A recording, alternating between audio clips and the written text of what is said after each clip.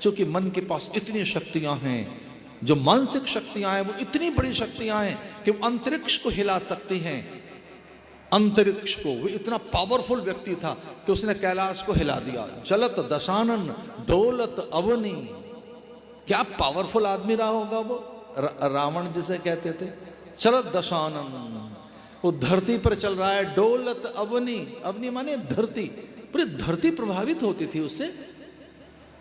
ऐसा लिखा हुआ है कि जो कैलाश उठा लिया, कैलाश उठा लिया, कैलाश तक कांटेक्ट कर लिया, उसकी कनेक्टिविटी कैलाश तक पहुंच गई। कैलाश उठा लिया माने कुछ लोग कहते हैं इसे घर उठा रखा है आदमी ने। कई बार आदमी इतना उपद्रव कर लेता है घर में, आपे से बाहर इतना हो जाता है आदमी, इतना अधिक वो घर में उपद्रव कर देगा कि घर उठा लेगा। वो इतना उखड़ जाता है कई बार आदमी अपने अंदर से, क्रोध में, आवेश में, निंदा में, उत्तेजना में। अपनी हित की पूर्ति नहीं हुई है, अपनी मनमानी नहीं हुई है, अपनी संकीर्णता में जब वो आता है और अपने लाभ के लिए जब वो कभी अपने स्वार्थ में घिर जाता है, तो फिर कितना क्रोध करता है एक आदमी घर में। आदमी क्रोध में क्या नहीं कर देता है। तो कई बार लोग कहते हैं कि आज इन्होंने घर उठा रखा है, आज ना पूरा मोहल्ला इन्होंने उठा रखा है, पूरा घर उखड़ गया आदमी।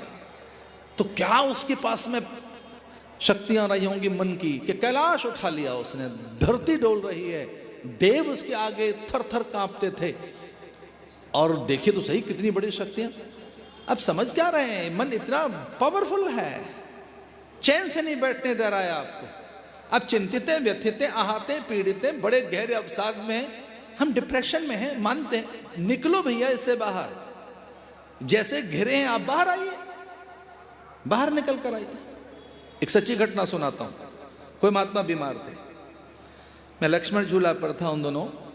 मैं बड़ा भाग्यवान प्राणी, बचपन में ही कुछ अध्ययन करने के बाद में हिमालय निकल गया और वहाँ लक्ष्मण झूला, ऋषिकेश, उत्तरकाशी, उस पहाड़ियों की ओर बढ़ने लगा मैं। और उन दोनों ऐसा ही था कि साधु बनना है तो हिमालय जाओ, लिखो, पढ़ो, वहाँ थोड़ा ऋषियों के सानिध्य में कुछ अध्ययन करो, समाधि सीखो। और वो एक बहुत बढ़िया समय में हमें हिमालय रहने का अवसर हाथ लगा। एक महात्मा बीमार हो गए लक्ष्मण झूला में, पता लगा कुछ काफ़ी तबीयत ठीक नहीं उनकी। तो 2-4 हम युवक सन्यासी वहाँ गए और उनसे विनय की कि महाराज आप इतनी तबीयत ठीक नहीं है, ले चलें आपको वैद्य के पास। और आनाकानी करते रहे वो 2-3 दिन तक कि ठीक है आज चलेंगे, कल चलेंगे। उतने साधन भी नहीं थे तब, अर्ली 80s में उतने साधन कहाँ थे। अर्ली 80 में 80 के दशक का देखो ऋषिकेश कैसा रहा होगा, बहुत साधन नहीं थे। लक्ष्मण झूला पर उन दोनों ले गए उनको। 3-4 दिन के बाद मना कर एक चिकित्सक के पास, महाराज की तबीयत ठीक नहीं रहती है, इन्हें ठीक कर दो। तो बोले महाराज मैंने बिल्कुल ठीक करने के लिए तैयार हूँ, पर इन्हें थोड़ा सहयोग करना होगा। इन्हें अगर पूरा ठीक होना है तो थोड़ा इन्हें भी सहयोग करना होगा। औषधियाँ मैं दूंगा, पूरा उपचार करूँगा, मैं निश्चित रूप से इनका ट्रीटमेंट करूँगा, पर ये थोड़े हेल्प करें, मेरी हेल्प करें, ये थोड़ा कोऑपरेट करें मुझे। तो मैंने कहा महाराज को ऑपरेशन करना है क्या, कुछ ऐसा उपचार है क्या जो महाराज आपको कोऑपरेट नहीं करेंगे, ये सहयोग नहीं करेंगे, क्या है ऐसा। मैंने पूछा डॉक्टर से, कुछ बड़ा रोग है क्या कि ये कोऑपरेट नहीं कर पाएंगे, ये आपका सहयोग नहीं करेंगे। क्यों नहीं सहयोग करेंगे, इनको ठीक होना है, ये जरूर सहयोग करेंगे। आप बताइए मुझे इनसे क्या सहायता चाहते हैं आप इन्हें ठीक करने के लिए। तो वो डॉक्टर कहने लगा कि ये खुद से कहें कि मुझे ठीक होना है, ये खुद तो कहें कि मुझे ठीक होना है, ये ठीक ही नहीं होना चाहते। ये रोज कहते हैं मैं बीमार हूं। इन्होंने बीमार कर लिया है अपने, ये कहें कि मुझे ठीक होना है, ये संकल्प तो करें कि इन्हें ठीक होना है, और मैं विश्वास दिलाता हूं ये ठीक होंगे। पता नहीं क्या संयोग ऐसा बना, मैं दूसरी पार चला गया, उधर गीता भवन और वो स्वर्ग आश्रम की ओर। हमारी कुटिया खाली हो गई थी और संदेश आया कि कुटिया खाली हो गई, एक साधु चला गया है और आपको कुटिया मिल जाएगी, आइए। तो उस पार थोड़ा सा ज़्यादा वेदांत की चर्चा थी, कुछ बहुत अधिक पढ़े लिखे साधु जो दिन भर वेदांत में खोए रहते थे। तो मुझे एक अच्छा अवसर हाथ लगा, मैं उधर चला गया। 3-4 महीने के बाद मुझे सुध आई कि एक महात्मा बीमार था और मैं उसके ट्रीटमेंट के लिए उसे लेकर गया था। तो अरे उसका पता तो लगा हुआ क्या। 3-4 महीने के बाद मुझे ध्यान आया और मैं लगभग 3-4 महीने के बाद लौटा महाराज के पास। तो महाराज एक बच्चे की तरह से स्फूर्ति, उनमें उल्लास, एक नवयुवक की तरह से महाराज इतने उछलते हुए उमंग तरंग में, एक जैसे टीनेजर का बॉय होता है कि वो उछल कूद करता है, उसे संभाली नहीं जाती अपनी ऊर्जा, इतनी उमंग तरंग, इतने सपने उसमें होते हैं। वो महाराज जी मुझे ऐसे देखे। मैंने महाराज प्रणाम, तबीयत कैसी है? बोले मैंने बिगाड़ रखी थी, अब ठीक है। बोले मैंने स्वयं मैं ऐसा मान रखा था कि मैं ठीक नहीं। मन की शक्तियां बड़ी हैं, हम अपनी मानसिक शक्तियों का प्रयोग करना सीखें। मानसिक शक्तियों का, इस पर बड़ा अध्ययन किया है लोगों ने, इस पर बहुत बड़ा अध्ययन करके हिप्नोटिज्म की बात कही है, मैस्मरिज्म की बात कही है, वशीकरण की बात कही है, बड़ी बात कही है कि किस तरह से वशीकरण होता है। मेरा आशय वशीकरण सिखाने से नहीं है, वो तो मैं भी नहीं जानता हूं। मेरा आशय यह है कि किस प्रकार से कमांड दें, अपने को वशीभूत करें, किस प्रकार से। वो खटकर्म की कोई एक साधु चर्चा कर रहा था, मारण मोहन उच्चाटन विद्वेषण, ये किस तरह से अपनी चीज को उस तरह से खत्म कर जो ठीक नहीं है। कौन सा अस्त्र उठाएं, कौन सी चीज है जो हमको हिट करती है, कौन सी ऐसी चीज है जो हमको आगे नहीं बढ़ने दे रही है। उसका नाम आलस्य है, उसका नाम प्रमाद है, और कोई चीज नहीं। उससे बड़ा शत्रु कोई हो सकता है। तो दिव्य जीवन न बनने में कठिनाई क्या है? आप थोड़ा सहजता के साथ बात सुनिए। किसने मना किया कि आप अच्छे नहीं बन सकते? कौन रोक रहा है? कौन टोक रहा है आपको? कौन अड़ंगा लगा रहा है? और किसके माथे पर ठीकरा फोड़ दें कि हमें महान बनने के लिए अवसर नहीं मिला, हम तो अच्छा बनना चाहते थे, पड़ोसियों ने नहीं बनने दिया, परिवार के लोग खड़े हो गए कि तू अच्छा नहीं बन सकता और तुझे अच्छा नहीं बनने देंगे, बाकी कुछ भी कर ले, तू अच्छा आदमी नहीं हो सकता। ये पड़ोसी हुए हमारे, इन्होंने आंदोलन किया और पूरी ये हमारी कम्युनिटी, ये पूरी बरादरी आकर खड़ी हो गई, सत्याग्रह करने लगे और पूरा मोहल्ला अनशन कर रहा था कि तुम कुछ भी कर सकते हो, अच्छे नहीं बन सकते। किसने मना किया भाई आपको अच्छा न बनने के लिए? कौन रोक रहा है आपको? आप खुद खड़े हो, हम खुद संकल्प करें, तन्मे मना शिव संकल्प मस्तु, बड़ा संकल्प करें, खुद खड़े हों हम भीतर, आंधी को ऊर्जा बनाएं, ईंधन बनाएं अपने आप को, और ध्यान रहे अपने को जगाने के लिए हम स्वयं पर्याप्त हैं, पर्याप्त हैं। ये माला, झोली, दंड, कमंडलू, चंदन और महाराज कर्मकांड, यज्ञ, पूजा पाठ, ये भी चीजें हैं, पर ये तो बहुत बाहर की है। आपका संकल्प ही बहुत है, बहुत है आपका संकल्प खुद को जगाने के लिए। वो पल भर में हो जाएगा।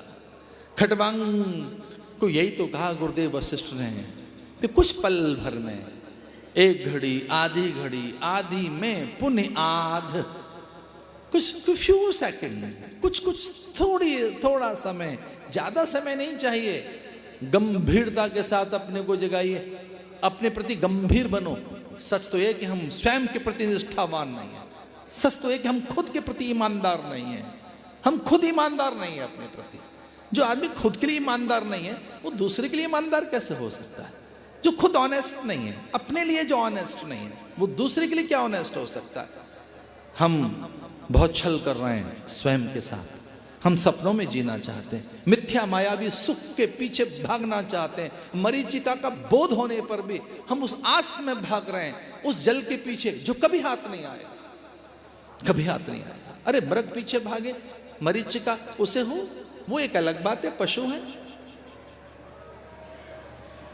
रेगिस्तान में बहुत नजदीक दिखाई देता है कई बार जल मृग को, और बहुत से लोगों को चिलचिलाती धूप में लगता है पानी है, समंदर ठट्ठे मार रहा है, ये तो पास में ही पानी है। लेकिन जितना नजदीक जाएं वो उतना और दूर और दूर और दूर होता जाता है। जहां जहां हमने सुख मान रखे, यहां से सुख मिलेगा, यहाँ प्रसन्नता मिलेगी, यहाँ पे आदर मिलेगा, यहाँ अपनापन मिलेगा, वो तो मरीचिका है, छलावा है, धोखा है। उसमें न रहें, जीवन के सच को पहचाने और घोषणा कर दें अपने भीतर एक दिन कि मुझे सच को जानना है। ये सुख है कहाँ, जीवन की सुंदरता है कहाँ, मुझे दिव्य बनना है, उसके लिए बहुत बाहर के साधन कम, उनकी आवश्यकता नहीं है। फिर कोई लैडर नहीं चाहिए। अपने में कौन सी सीढ़ी लगाओगे अपने को जानने के लिए? अपने में कौन सा फिर सीढ़ियां चाहिए? क्या साधन करोगे खुद को जानने के लिए? हाँ, गुरुजन योग युक्ति बता देंगे। ग्रंथों ने योग युक्तियां बताई हैं कि अपना स्वभाव, अपने स्वभाव में लौटो, पढ़ो अपने को। ये आपके विचार, आपका ही चिंतन है जिसने एक आवरण बना रखा है।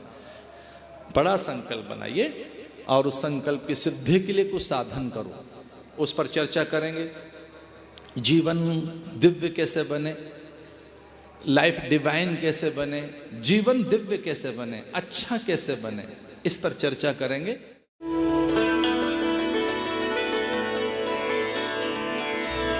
भगवान शंकराचार्य ने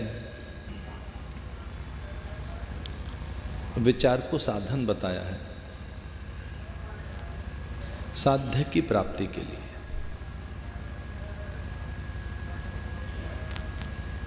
प्रकाश मार्गी, अध्यात्म पथिक, सत्यान्वेषी अथवा जो यथार्थ को उपलब्ध होना चाहता हो, ऐसा साधक, उसके लिए पहला साधन है विचार।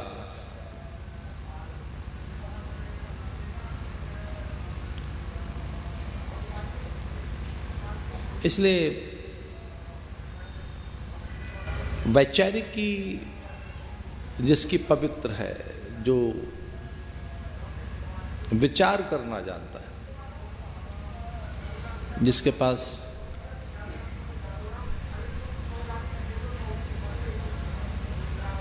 एक बड़ी विचारधारा का अनुसरण है और उसके अनुरूप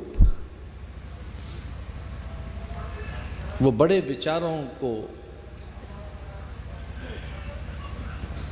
और उस विचार को न केवल पैदा कर, उसे प्रकट कर सके, साकार कर सके, वो बड़ा साधक है। क्योंकि ये सृष्टि,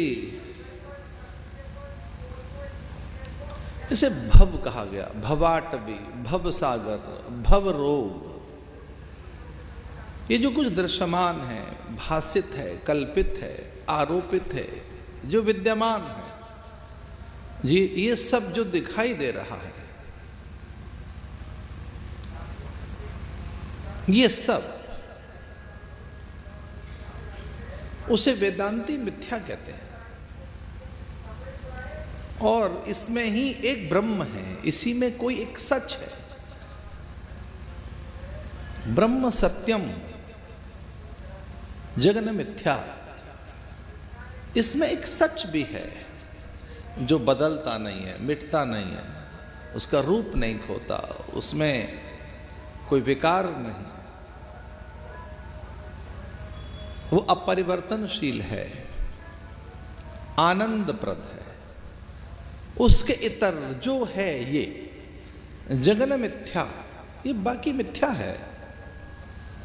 रामायण कहती है स्वप्न है, जगत सब सपना। वो कहते हैं कि अनुभव है मेरा। शिव कहते हैं उमा ये मेरा अनुभव है, मैं अपना अनुभव कहता हूं, उमा कहूं मैं अनुभव अपना।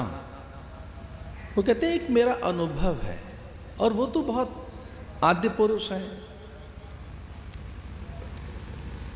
इसलिए जो आद्य पुरुष हो, परम पुरुष हो, जिसने रचते हुए देखा हो, सृजित होते हुए देखा हो, वो ये कहते हैं। शिव को कर्म साक्षी कहा गया है। कर्म साक्षी, युग साक्षी, उनके सामने वो युगों के गवाह हैं, कितने युग बीत गए। देव साक्षी, और एक और नाम है भगवान का ईश साक्षी, कि कोई ईश्वर है तो वो उसका भी साक्षी है। और एक और नाम है उनका स्वयं साक्षी, कि वो अपने भी गवाह हैं। तो शिव के लिए ये कहा गया कि वो कर्म साक्षी हैं, देवताओं के गवाह हैं, देव साक्षी, युग साक्षी, ईश साक्षी। वो कोई ईश्वर ईश्वर का अर्थ यहाँ लिया गया है देव और उनके स्वामी इंद्र आदि, या वो सत्ता जो ब्रह्मा विष्णु महेश और इंद्र आदि, यम वरुण कुबेर, ये समूह, देव सत्ता। और इस सब का कोई एक ईश्वर है तो वो उसके भी गवाह हैं। वो कहते हैं मैं उसका गवाह हूं उसका भी, और स्वयं साक्षी, वो अपने भी गवाह हैं। जैसे हम खुद अपने गवाह हैं कि बचपन में कुछ शरीर और था, यौवन में कुछ और था, और अब कुछ और है। जैसे हम स्वयं गवाह हैं खुद के, हम स्वयं भी तो प्रमाण है ना। एक प्रमाण दूसरे दें, कोई दूसरा बताए, एक स्वयं प्रमाण। प्रमाण में एक बहुत बड़ा प्रमाण है स्वयं का, एक स्वयं का प्रमाण, एक अपना प्रमाण कि हमने कैसे देखा, जाना, भोगा, छुआ, चखा, अपना अनुभव कि वो एक जो गुड़ खाया हमने वो किस तरह से, उसका अनुभव क्या, एक जो दृश्य देखा हमने, वो जो परिस्थितियां थी, वो जो स्थिति अवस्था थी, वो एक कोई दशा थी, वो कोई प्रकृति थी उस समय, वो पल कि जब आकाश में घटा घिर आई, अनायास बदली बरसने लगी कि सतरंगी इंद्रधनुष फिर से निकल आया और बारिश थम गई, या एक बहती नदियाँ, खिलते फूल, उड़ान भरते विहग, कुछ भी जो हमने देखा है, उसको देखकर जो हमने अनुभव किया है, उसको देखकर जो हमने जाना है, उसको देखकर फिर कोई हमारी मान्यता बनी है, उसे देखकर हमने कोई फिर एक अपना दृष्टिकोण बनाया है, फिर वो हमारे जीवन का हिस्सा हो गया है। इसलिए भगवान ने कहा कि ये एक अनुभव है मेरा उमा, कि ये जगत स्वप्न है, जगत सब सपना, ये सारा स्वप्न है, स्वप्नवत है। इसे स्वप्न में और जीने में बस इतना सा ही अंतर है कि स्वप्न बहुत थोड़ी सी अवधि का है और ये लंबा सपना है, ये कुछ सालों का है। कुछ इतनी सी बात है कि वो एक रात का सपना है, कुछ घंटे का, और एक लंबा है। जगन मिथ्या, मिथ्या वस्तु उसे कहते हैं कि जो एक जैसी न रहे।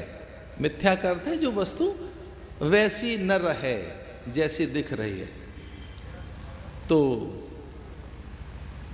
वो वैसा नहीं है जैसा ये दिख रहा है, ये बदल रहा है। जगन मिथ्या, इसमें ईश्वर सत्य है, ईश्वर कहीं सत्य है। तो विचार से एक जगत हम बनाते हैं, विचार से, और इसके लिए भगवान शंकराचार्य ने कहा कि ये औषधि है इस जगत के लिए। किम औषधि, अगर संसार भवसागर है, संसार भव रोग है, संसार को रोग बताया, इसे प्रपंच बताया है जगत को। जगत एक प्रपंच है, जग एक रोग है। अगर ये रोग है तो किम औषधि, इसकी औषधि क्या है? अगर जग रोग है, बालक जन्म लेकर रो रहा है और बहुत दुख है जन्म से लेकर मृत्यु तक, एक किसे कहा भव रोग, फिर इसकी औषधि क्या है? किम औषधि? भगवान शंकराचार्य कहते हैं कि विचार औषधि, विचार औषधि है। विचार एक प्रकार का उपचार है। विचार, जैसे हनुमान उस समय विचार करते, क्या करें, करें विचार करों का भाई। जैसे सती के लिए भी यही पंक्ति है रामायण में, करें विचार करों का भाई। भाई समझो स्वयं से। कई बार व्यक्ति अपने से संवाद करता, जब कोई पास नहीं है, जब आपके पास ग्रंथ नहीं है, कोई उपदेशक नहीं है, विचारक नहीं है, मार्गदर्शक नहीं है, आप भटक गए। आप जब आपके पास कोई आश्रय नहीं है, संबल नहीं है, आप निपट एकाकी हैं, और फिर कोई निर्णय लेना हो, बड़ा कोई चयन करना हो, आपको कुछ चुनना हो, तो ऐसे में फिर आप अपने से संवाद करते हैं, क्या उचित रहेगा, क्या अनुचित रहेगा, हानि लाभ क्या होगा। तो करें विचार करों का भाई। एक बड़ा सुंदर सा बिंब है ये, तरु पल्लव मोह रहा लुकाई। छुप कर हनुमान जी ने पत्तों के बीच में छुप कर और बहुत निश्चिंत होकर, वो एक बड़ा वैसा वातावरण था कि जब सीता का अपमान है, तिरस्कार है, राम की निंदा है, एक बड़ा वैसा समय है जब हनुमान अपना आवेश रोक नहीं पाए। बड़ा आवेश उन्हें आया, उन्हें लगा कि मुष्टिक प्रहार कर इसके मस्तक पर इसके प्राण ले लूं, इसके गर्भ से भरे हुए मस्तक पर गदा प्रहार कर दूं, या कि इसके वक्षस्थल पर पाद प्रहार कर और इसके अभिमान को चूर कर दूं मैं। लेकिन वो विचार करने लगे, आंखें मूंद कर उन्होंने अपने आवेश को शांत किया। बहुत कम लोगों को अपने में लौटना आता है। आपन ते संहारो आपे, अपने को संभालना बड़ी चीज है, स्वयं को संभालना वो विचार से ही हो सकता है। तो उन्हें लगा कि क्या करना चाहिए, करें विचार करों का भाई, क्या करना चाहिए। और जिस समय आप विवेक के साथ जुड़ते हैं, सत्य के कपाट खुलते हैं। जब भी आप में विवेक जगता है, सत्य का द्वार खुलता है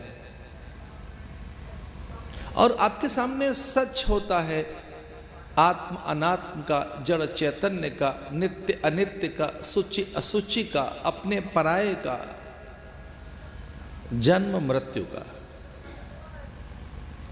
विवेक बहुत बड़ी वस्तु है। तो जिनके पास विवेक ख्याति है, जिनके पास विवेक संपन्न जीवन है, उनके विचार बड़े सुंदर होते हैं। वे प्राय निराश नहीं दिखते, हताश नहीं दिखते, दैन्यवान नहीं रहता,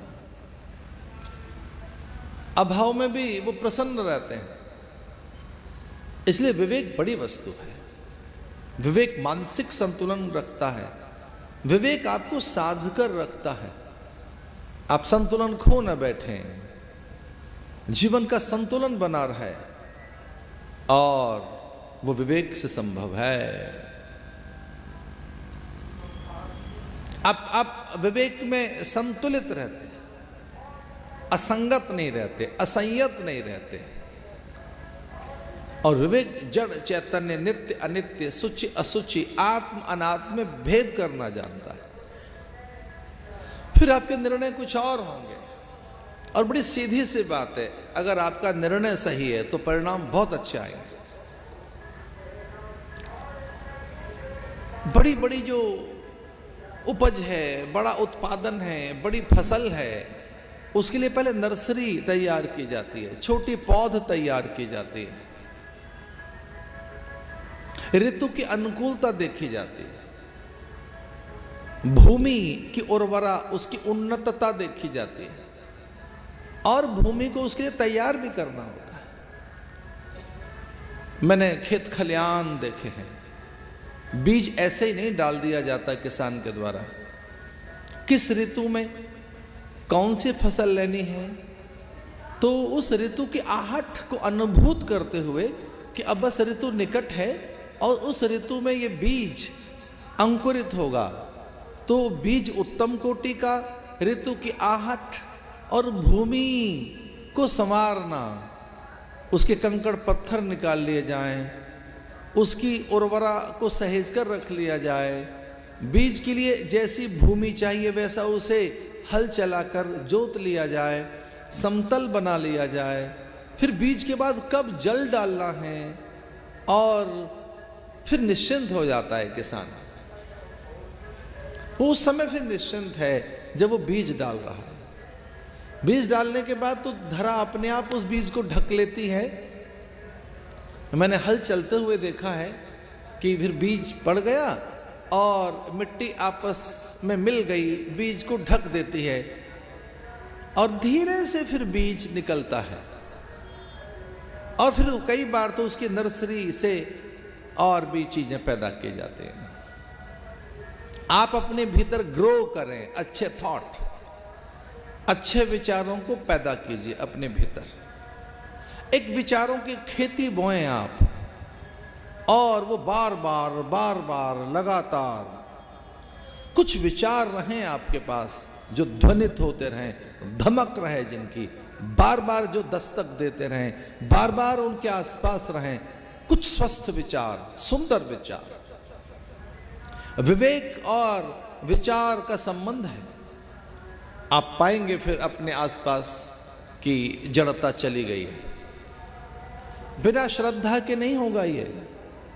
जीवन के प्रति श्रद्धा जिस दिन लौटेगी, जिस दिन अपने प्रति विश्वास लौटेगा, आप कुछ करने के लिए बेचैन हो जाओगे। बहुत कुछ है करने को, बहुत कुछ है पाने को।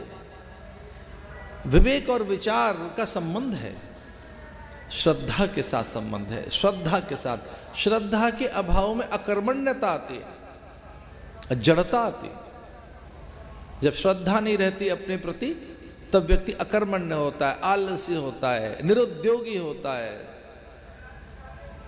और ये निरुद्योगता, आलस्य, इस प्रकार का लंबा प्रमाद, इसे मृत्यु कहा गया है। बड़ी मृत्यु है ये। शास्त्र कहते हैं जो स्वाध्याय के प्रति प्रमाद है वही मृत्यु है। जो स्वाध्याय के प्रति प्रमाद, उपेक्षा है, हमने जीवन के बहुत बड़े हिस्से के प्रति उदासीनता रखी हुई है। एक जीवन का बड़ा हिस्सा है जिसको हमने नकार दिया है, ये कहकर ये बड़ा कठिन है, जटिल है, क्लिष्ट है, ये समझा नहीं जा सकता, ये जाना नहीं जा सकता।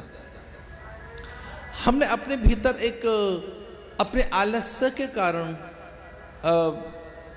एक बड़ा आवरण खड़ा कर लिया कि हम इसे नहीं जान सकते, ध्यान हमारे लिए नहीं है, समाधि का अभ्यास हमारे लिए नहीं है, ये सब कुछ बड़ी साधनाएं हैं और ये नहीं हो सकती।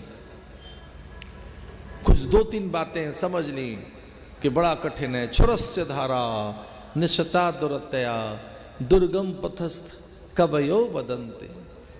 उपनिषद में एक जगह लिखा भी है कि बड़ा कठिन है भाई, तलवार की धार पर चलने जैसा है। छुरस्य धारा, छुरा शब्द संस्कृत भाषा का है। छुरस्य धारा यानी तलवार की धार पर कैसे चलें, इतना कठिन है ये। छुरस्य धारा निशता दुरतया दुर्गम पथस्थ कवयो वदन्ति। बड़ा कठिन पथ है वो। ये तमें भगवान कहते हैं मम माया दुरतया, बड़ा कठिन है, बड़ा कठिन है। लेकिन ये जो कुछ इस तरह के शब्द हैं, ये भी हमारे आलस्य को पुष्ट करते हैं। ये भी शब्द ऐसे हैं कि हमें कुछ न करने के लिए, हम कुछ करना भी चाहें तो ये एक भारी भरकम एक दीवार बनकर खड़े होते हैं। कह रहे बड़ा कठिन है, ये तो बहुत कठिन है। तो हमने अपने से मान लिया है कि बड़ा जटिल है, कठिन है, बड़ा क्लिष्ट है, हमसे हो नहीं सकता। और ये वृत्ति अंगद जैसी वृत्ति है। कुछ लोग अंगद जैसे होते हैं। अंगद कहता है मैं पहुंच सकता हूं, लौट कर नहीं आ सकता। तो पहले से ही एक अपने प्रति एक छोटापन है, हमसे होगा नहीं ये, हमसे कहाँ हो सकता है ये। तो अपने में 2 4 5 बार ऐसा सोच लेने से और बार बार एक मान्यता खड़ी कर लेने से अपने में लघुता आती है, अपने प्रति गौरव की भावना क्षीण हो जाती है, खुद का प्राइड खो जाता है, एक सेल्फ प्राइड चला जाता है। अपने प्रति एक जो सम्मान की भावना है, अपने प्रति एक गौरव की जो अनुभूति है, ये जो वो तब खो जाती है जब आप में पराभूत होने के भाव जगने लगे कि अब हार जाएंगे हम, तो अब हम विजयी नहीं रहेंगे। जो जीतने की भावना है वो बड़ी भावना है, उसके लिए झुकना होता है। विनर वो है जो धरती पर दोनों हाथ लगाकर चौकन्ना होकर छूता है धरती को और झुकता है। बुलेट की ध्वनि जैसे ही बंदूक की गोली चलती है और वो दौड़ लेता है। मुझसे किसी ने पूछा था कि स्वामी जी विनर कौन होता है, विजेता कौन होता है? मैंने कहा विजेता वो इस तरह से अपनी सारी ऊर्जा को सहेजता है कि उसे जीतना है और दौड़ने से पहले वो थोड़ा झुकता है, बैंड होता है। आपने धावक को देखा होगा, और जब वो पूरी तैयारी कर रहा है उसे पूरी ऊर्जा का संचय है, वो पूरी ऊर्जा और पूरी चेतना को केंद्रित करता है, वो पूरा पूरा अपने में पूरी चेतना को लौटाता है। पूरा बल उसके भीतर का, पूरा बल, उसकी पूरी ऊर्जा, वो पूरा स्वयं।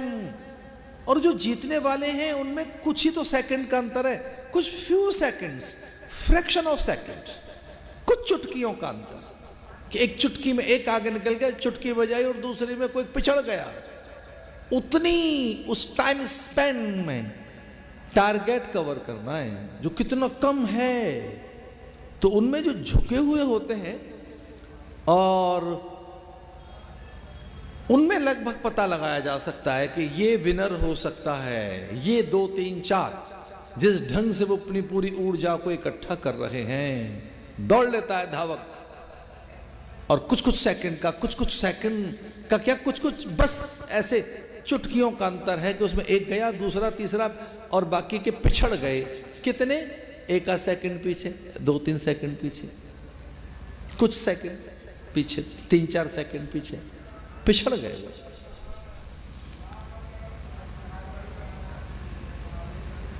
हम पा लेना चाहते हैं सब कुछ, सब कुछ पा लेना चाहते हैं। उसके लिए आकाश में उड़ान भरनी होगी। मोती चाहते हैं, सतह पर खड़े हैं, वहां तो रेत है, सीपियां हैं, लहरें हैं। एक बार घुसो तो सही, जिन खोजा तिन पाइया। एक बार घुसो तो सही। कहा कि अंधेरा है, हम कैसे जाएं, कैसे साधन करें? विचार को पुष्ट कीजिए। जैसे विवेक जगेगा, सत्य का द्वार खुलेगा। इसे विचार की साधना कीजिए। विचार साधन बहुत बड़ा साधन है। विचार बड़ा शत्रु है। विचार जो नकारात्मक विचार है, अगर वो इकट्ठे होते रहें तो उससे बड़ा कोई शत्रु नहीं है, वो नाश कर देगा आपका।